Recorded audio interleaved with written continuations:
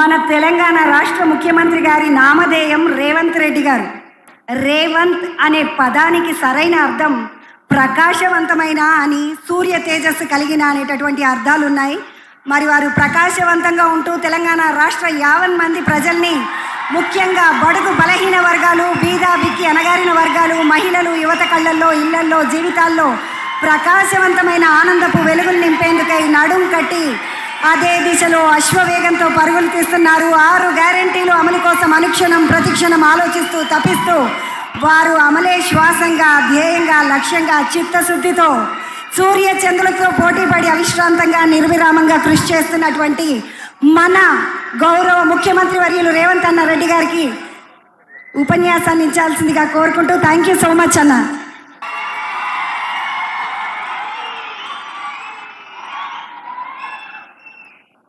యువ మిత్రులందరికీ తెలంగాణ రాష్ట్ర ప్రభుత్వం తరఫున ఈరోజు ఉద్యోగ నియామక పత్రాలు అందుకొని తెలంగాణ రాష్ట్ర భవిష్యత్తును,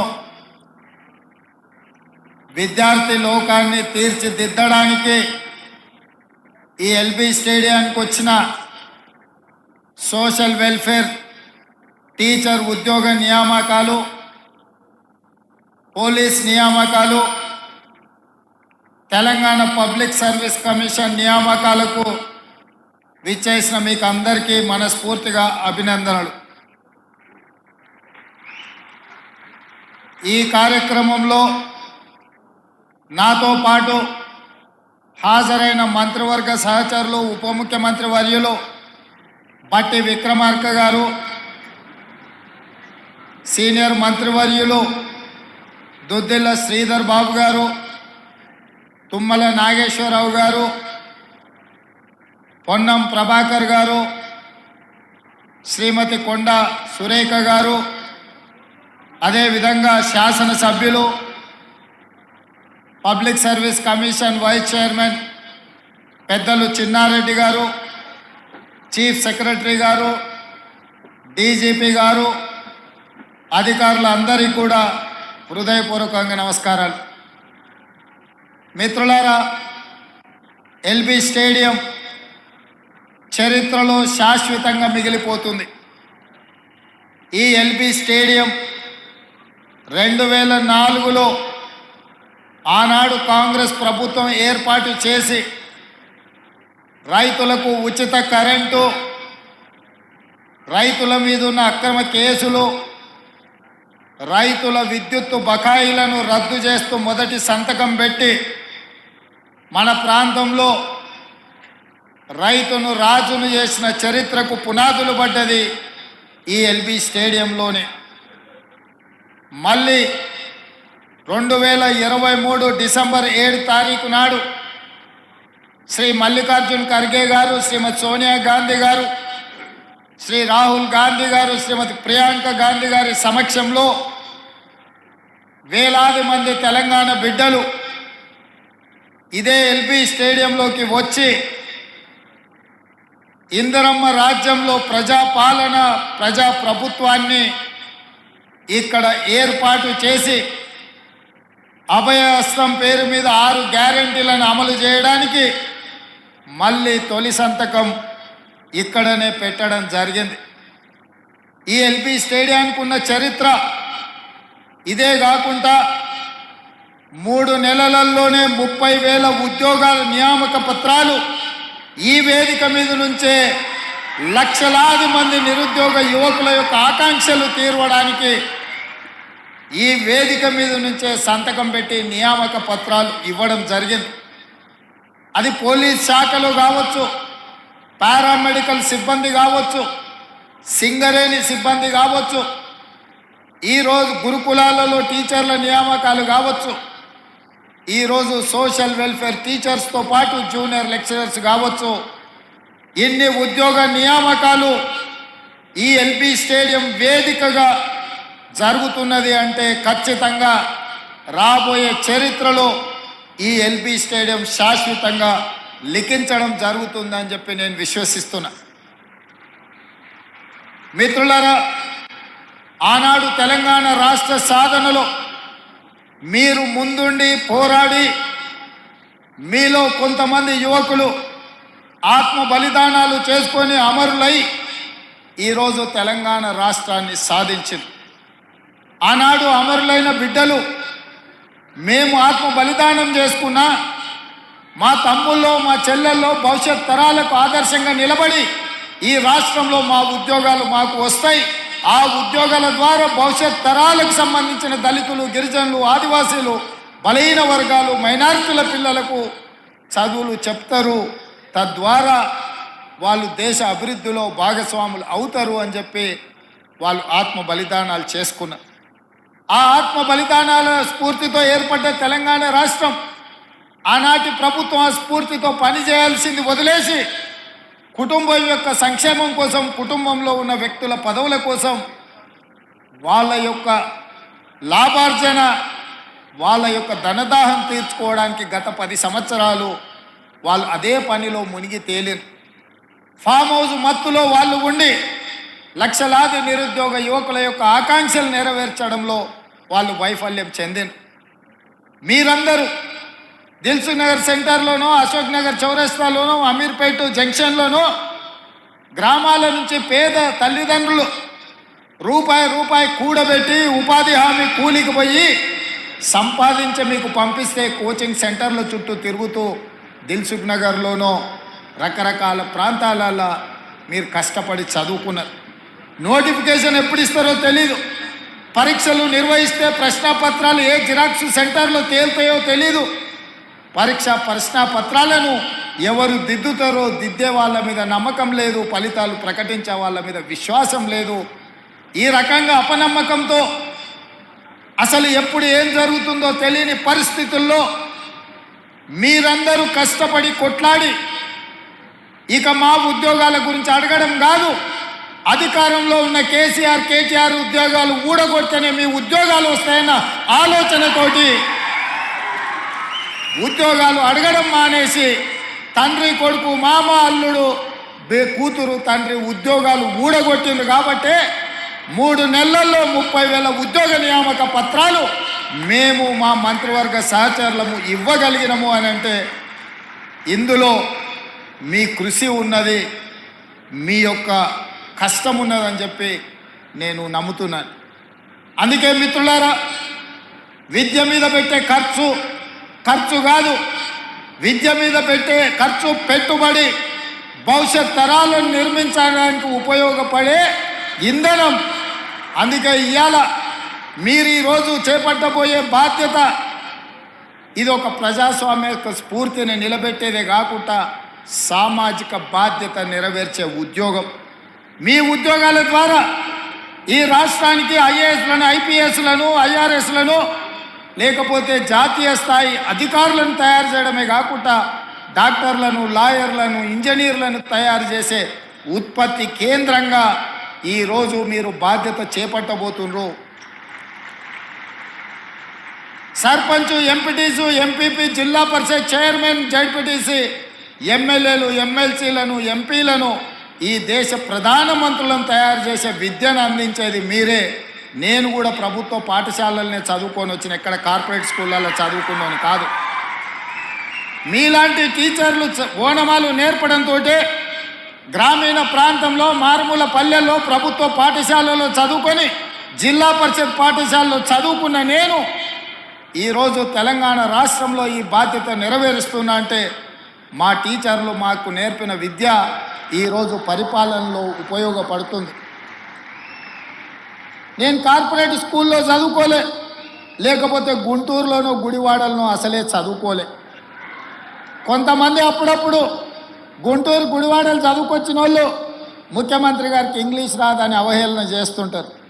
నేను ఒక మాట అడగదలుచుకుని వేదిక మీద నుంచి, చైనా, జపాన్, జర్మనీ ఈ దేశాలలో ఎవరికి ఇంగ్లీష్ రాదు, కానీ ప్రపంచంతోనే పోటీ పడిన అభివృద్ధిని, ఈరోజు ఉత్పత్తిని ఆయా దేశాలు అందిస్తున్నాయి. ఇంగ్లీష్ అనేది ఒక భాష, ప్రపంచంలో ఉద్యోగ ఉపాధి అవకాశాలు దొరకడానికి ఉపయోగపడుతుంది. ఆనాడు ఆ రోజు ఆ పాఠశాలలో ఉన్న వసతులను బట్టి మాకు గురువులు నేర్పించిన చదువు మేము నేర్చుకున్నాము. ఈరోజు మీకు నా సూచన, ప్రతి విద్యార్థికి ప్రపంచంలో ఉద్యోగ ఉపాధి అవకాశాలు వచ్చే ఇంగ్లీష్ భాషను కూడా మీరు నేర్పండి. ఎవరో రేపు భవిష్యత్తులో ఈ పిల్లలకు, మీ దగ్గర చదువుకున్న పిల్లలకు ఇంగ్లీష్ రాదని అవహేళన చేసే పరిస్థితులు రావద్దు. వాళ్లకు ఖచ్చితంగా మంచి భాషను, మంచి భావాన్ని, దేశభక్తిని పెంపొందించే విధంగా వాళ్ళకి విద్యాబుద్ధులు నేర్పండి. రాష్ట్రం పట్ల, దేశం పట్ల, ఈ సమాజం పట్ల సామాజిక స్పృహ ఉండే విద్యార్థులను తయారు చేయండి. ఈ దేశానికి వాళ్ళే రేపటి నాయకులు అవుతారు, రేపటి పాలకులు అవుతారు. రేపటి నాయకులను, రేపటి పాలకులను తయారు చేసే బాధ్యత మీ మీద ఉన్నది. ఇది గురుతరమైన బాధ్యత, గురువు బాధ్యత అని చెప్పి నేను సంపూర్ణంగా విశ్వసిస్తున్నా. ఈరోజు రాష్ట్రంలో గురుకుల పాఠశాలలు ఇచ్చినా అంటున్నాడు. ఎస్సీ, ఎస్టీ, మైనారిటీ, ఓబీసీ గురుకుల పాఠశాలలు ఇచ్చినా అని అంటున్నారు గత పాలకులు. నేను అడుగుతున్న, ఎవరికైనా ఎక్కడైనా మౌలిక వసతులు ఉన్నాయా? అక్కడో ఇక్కడో పిట్టగూళ్ళలోనో పోల్ట్రీ ఫాముల్లోనో ఈ పిల్లలు చదువుకునే పరిస్థితులు కల్పించారు. అందుకే ఒక మోడల్ రెసిడెన్షియల్ విధానాన్ని తీసుకురావాలని మొట్టమొదటి ప్రయోగంగా కొడంగల్ శాసనసభ నియోజకవర్గంలో దాదాపుగా 25 ఎకరాలలో 150 కోట్లతోని SC, ST, minority and OBC residential schools అన్నిటినీ ఒకే క్యాంపస్లో ఒక యూనివర్సిటీ మోడల్లో నిర్మిస్తున్నాం. ఎకరాలలో మైదానాన్ని తయారు చేసి క్రీడా ప్రాంగణాన్ని అందించడం ద్వారా మానసికంగా, శారీరకంగా ఆ విద్యార్థులు రాటుదేలాలి, ఈ సమాజానికి ఉపయోగపడాలి అన్న ఆలోచన మేము చేస్తున్నాం. అందుకే ఈ రాష్ట్రంలో 119 శాసనసభ నియోజకవర్గాలలో ఎక్కడ అవకాశం ఉన్నా ఈ నమూనాతో ఒక క్యాంపస్ను క్రియేట్ చేయాలి, పేద విద్యార్థులకు విద్యను అందించాలన్న ఆలోచన మా రాష్ట్ర ప్రభుత్వం చేస్తున్నది. ఇదే ఆనాడు ప్రతి కిలోమీటర్కు సింగిల్ టీచర్ పాఠశాల, ప్రతి 3 కిలోమీటర్లకు ప్రాథమిక పాఠశాల, ప్రతి 5 కిలోమీటర్లకు ప్రాథమికోన్నత పాఠశాల, ప్రతి 10 కిలోమీటర్లకు ఒక హై స్కూల్, ప్రతి మండలంలో జూనియర్ కాలేజు, ప్రతి నియోజకవర్గంలో డిగ్రీ కాలేజు, ప్రతి రెవెన్యూ డివిజన్లో ఇంజనీరింగ్ కాలేజ్, ప్రతి జిల్లాలో మెడికల్ కాలేజ్ అండ్ యూనివర్సిటీలను ఇవ్వాలన్న విద్యా విధానంతో ఆనాడు కాంగ్రెస్ పార్టీ 2004 నుంచి 2014 వరకు పేదలకు విద్యను అందించే ప్రయత్నం చేసింది. ఈ గత 10 సంవత్సరాలలో గత ప్రభుత్వం ఒక్క డిఎస్సి నోటిఫికేషన్ ఇస్తే 2004 నుంచి 2014 వరకు 4 డిఎస్సి నోటిఫికేషన్లు ఇచ్చి 1,00,000 మంది టీచర్ల నియామకాలు చేపట్టి పేద విద్యార్థులకు విద్యను అందుబాటులోకి తీసుకొచ్చింది.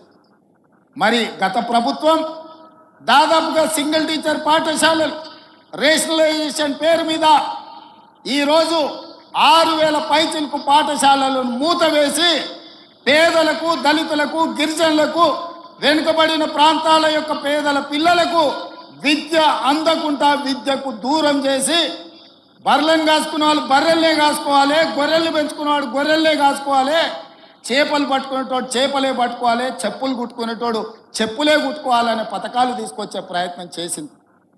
నేను అడుగుతున్న, ఇక్కడున్న ఉపాధ్యాయులను, భవిష్యత్ తరాలను తీర్చిదిద్దబోయే మిమ్మల్ని నేను అడుగుతున్నా, మన తాతలు ముత్తాతలు చెప్పులు కుట్టో, చేపలు పట్టో, గొర్రెలు పెంచుకోనో, బర్రెలను కాసుకోనో బతుకుతే మన మనమన్లు కూడా అదే వృత్తి చేపట్టాలనా? లేకపోతే వాళ్ళు చదువుకొని డాక్టర్లు, లాయర్లు, ఇంజనీర్లు, ఐఏఎస్లు, ఐపీఎస్లు కావాలన్నా? మీరు ఆలోచన చేయండి. ఈ ప్రభుత్వంలో వాళ్ళు భాగస్వాములు కావద్దా? ఇంకా వాళ్ళ జీవితాలు గొర్రెల బర్రెల చుట్టూతోనే తిరగాలనా అని నేను అడుగుతున్నా.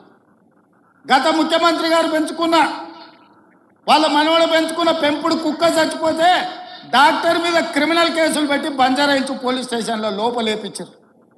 వాళ్ళ పెంపుడు కుక్కకు జ్వరం వస్తే డాక్టర్ చూడలేదని ఆ వెటర్నరీ డాక్టర్ల మీద కేసులు పెట్టారు. మరి వాళ్ళ ఉద్యోగాలు రాక వందలాది మంది విద్యార్థులు ఆత్మహత్యలు చేసుకుంటుంటే వాళ్ళను ఊరేయాలనా లేదా? మీరు ఒక్కసారి ఆలోచన చేయండి. మీరు పెంచుకున్న బొచ్చు కుక్కకున్న విలువ పేదోడి బిడ్డల ప్రాణాలకు లేదా అని చెప్పి మేము సభాముఖంగా నేను మీ ద్వారా ప్రశ్నించదలుచుకున్నాను. ఆలోచన విధానం, పాటిస్తున్న విధానం ఫ్యూడల్ విధానం. ఫ్యూడల్ విధానంలో మార్పు రావాలి. పేదవాడికి విద్య చేరాలి. విద్య ఒక్కటే మన జీవితాలలో వెలుగు నింపుతుంది. చదువుకోవడం ద్వారా ఈ ప్రపంచానికే మనము ఏదైనా కావచ్చు, ఎక్కడికైనా చేరవచ్చు. దానికి మీరే బాధ్యత వహించాలి. మీరు ఖచ్చితంగా దిశగా ప్రయాణించాలి. మీరు ఈరోజు తీసుకునే నియామక పత్రం మీ జీతభత్యాల కోసం చేస్తున్నామని మీరు అనుకోకండి. ఈరోజు టీచర్ల వృత్తిని ఎన్నుకోవడం అంటే సామాజిక బాధ్యతను మీరు తీసుకుంటున్నట్టుగా, ఈ సామాజిక బాధ్యత ఈ సమాజాన్ని నిర్మించి వందలాది బిడ్డలు ఎవరైతే తెలంగాణ కోసం ఆత్మ బలిదానాలు చేసుకున్నారో వాళ్ళ ఆశయాలను మనం గుర్తు చేసుకోవాలి, స్మరించుకోవాలి. వాళ్ళు ఏ ఉద్దేశంతో, ఏ ఆలోచనతోని, ఏం ఆశించి త్యాగాలు చేసిండ్రో ఆ త్యాగాల పునాదుల మీద ఏర్పడ్డ ఈ తెలంగాణ రాష్ట్రం, ఆ త్యాగాలను కొనసాగించాల్సిన బాధ్యత మన అందరి మీద ఉన్నది. ఇవాళ ఈ నియామక పత్రాలు మేము కష్టపడితే కాదు, మా అధికారులు అహర్నిశలు కష్టపడి కోర్టు కేసులను పరిష్కరించి చిక్కుములను అన్నిటిని విప్పి అహోరాత్రులు మా అధికారులు కష్టపడ్డారు.